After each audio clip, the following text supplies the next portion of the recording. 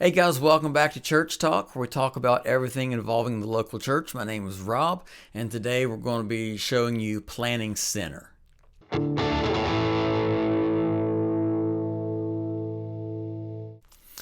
right, well, before I showed you Worship Tools Planning, and that's what we're using at our church.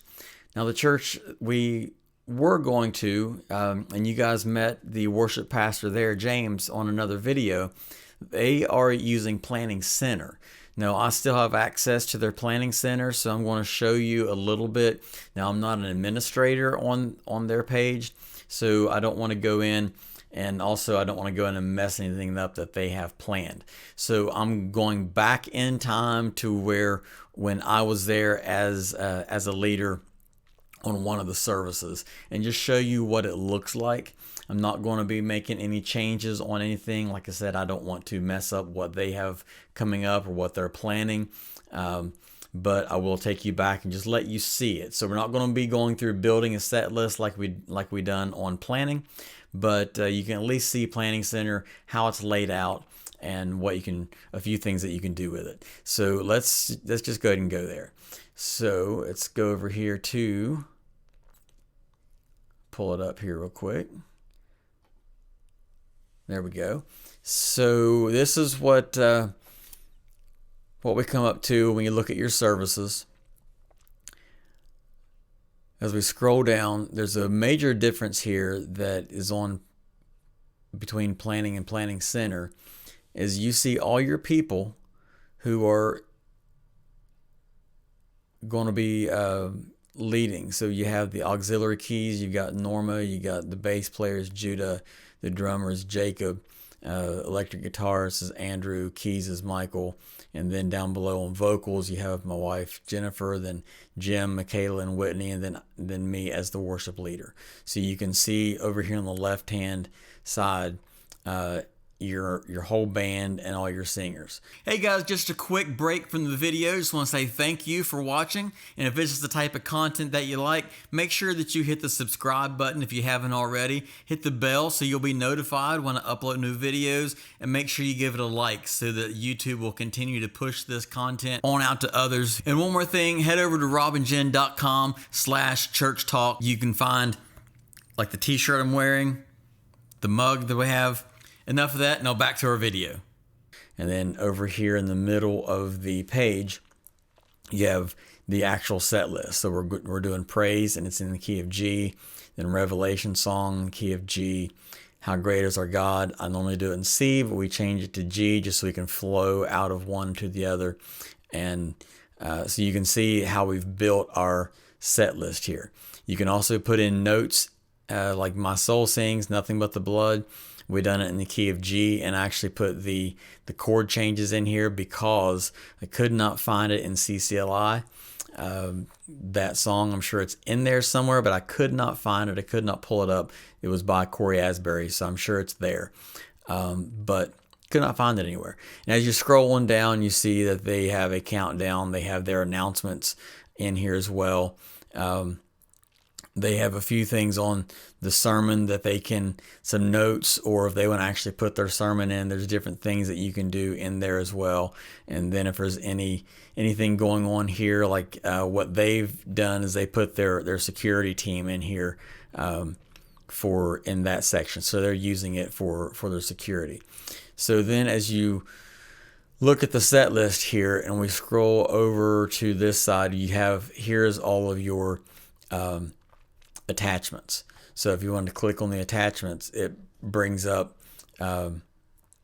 everything here. You can go to the song, you can go to the media, and it's still spinning here. So we'll let it spin here there we go. So as you pull up your attachments, now you have your arrangement. You have the key that's in your song select. If you wanted to go to the media, you can click media, and there's none here that's linked, but you could link the media to it if you wanted to. It's very simple to do. Just go down and click on add media, and it'll bring everything up for you. Then we click on the song, and this goes through and gives you the beats per minute if it's on there, the CCLI number and all that. You can edit the song. So there's a lot of different things you can do here from the page, and it doesn't lose your doesn't lose the main body of the page. You can see your order. You can go up here and go to teams, go to rehearse, and go through different tabs. But on the one tab, unlike Planning Center, unlike Planning Center has pretty much everything on one page. So you really don't need to go through multiple tabs. So there's something a little bit different that Planning Center uses versus Planning. And as I said earlier, I don't want to go through and make any changes at all through this, even though this is an older set. This is something that we done several months ago when we were still in the when we were still attending that church and leading there part-time. As you can see, this is from August 27th of 2023. And today is in May of 2024. So this has been several months ago. But I wanted to pull that up and let you guys see just a little bit of how Planning Center is laid out. If you look back at one of the other videos where I was talking about planning, you can see how Worship Tools and how planning is laid out, and how you have to go through different tabs to get to what you're wanting to do. You can see one thing at a time. So it's a little bit more cumbersome, I think. Planning Center is a little bit easier to navigate. Now, I've gotten away from using Planning Center, so that's the main reason why I didn't want to go in there and make any changes, because I'm not that familiar with it anymore. I've been away from it for several months now and using Planning. I know which one I like better. My preference would be Planning Center after using both of them. But without being in there recently and knowing any updates that they've done, I didn't want to change anything at all to Kings River's page or to their program. I'm still in there because we're still connected. We still do some things together, and that's one of the really easy things about Planning Center, and Planning will do it as well. Is even if it's people that's not in your local church, other worship leaders or other people that you may have come play with you at times or come lead at times. You can place them in there, give them access to it as a viewer or even as an editor if they're going to be a guest leader, to where they can go in and edit songs and import songs. Or if they're coming in and say they're just a drummer, I don't want to say just a drummer, but they're not. All they need to do is just view it. They're a guitarist, they're an instrumentalist, a keyboard player, and all they need to do is just view. You can set them up as a viewer on either one, on Planning Center or Planning, and keep them in there in your database to where anytime they're going to be helping you out, and when you put them in the lineup and you click send invite, they get that email to know that, hey, they can go in there, they have access to that service, they can look at the songs and everything. So both of them will do that, and that's what I'm doing here with Planning Center, with Kings River, is I'm still in their Planning Center database, to where if we're going to be helping them out with anything, or we're going to be collaborating on anything, and it's going to be there, they don't have to go back in and add me. And like I say, we've done the same thing with planning. Is we've brought some other people in the past and we've added them, and we don't have to go back and add them again. They're already in there. So these two tools are really good tools to have. I recommend either one of them. I think Planning is a little bit cheaper than Planning Center, but Planning Center is a little bit more robust. It does a little bit more. So depending on what you're wanting to do, for us, this is the first online tool and the first app that we began to use.